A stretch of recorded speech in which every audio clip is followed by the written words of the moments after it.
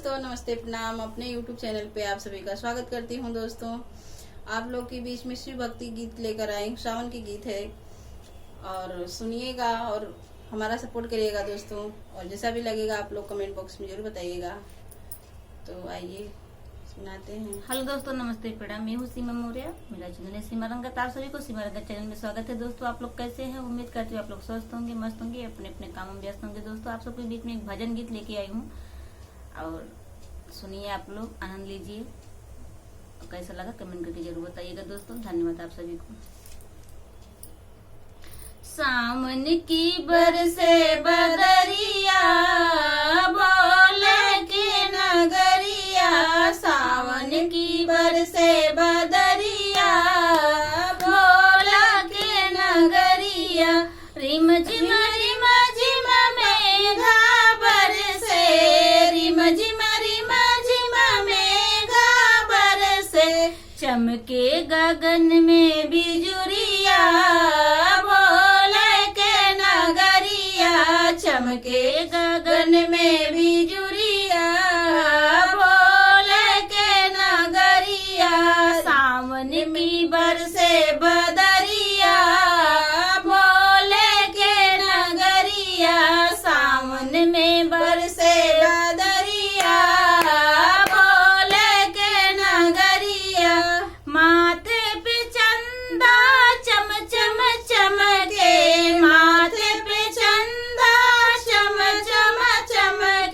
गंगा जी मारे लहरिया, बोल के नगरिया।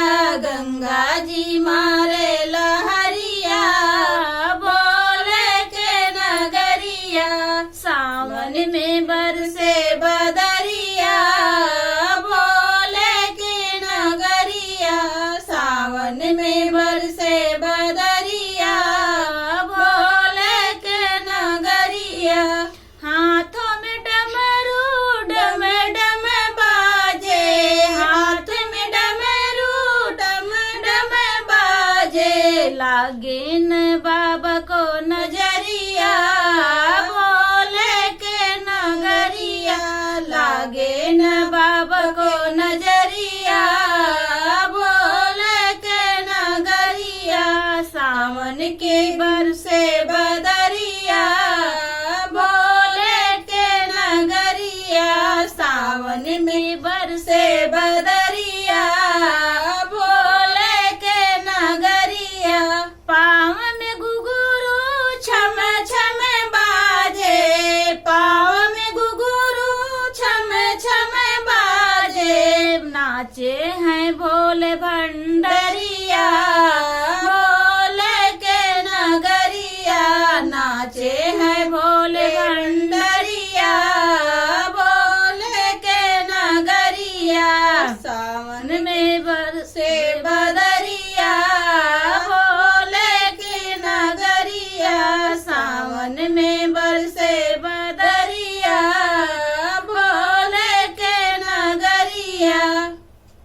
जय हो गौरा के संवरिया भोले, भक्त पुकारे बम बम भोले। भीड़ है बाबा के दुआरिया, भीड़ है बाबा के नगरिया, बोल के नगरिया। सावन की बरसे बदरिया, बोल के नगरिया। सावन में बरसे बदरिया, बोल के नगरिया। तो आप सभी को कैसा लगा भजन गीत कमेंट करके जरूर बताइए। मिलते हैं अगले वीडियो में, तब तक आप सभी से जय श्री राम। हर हर महादेव।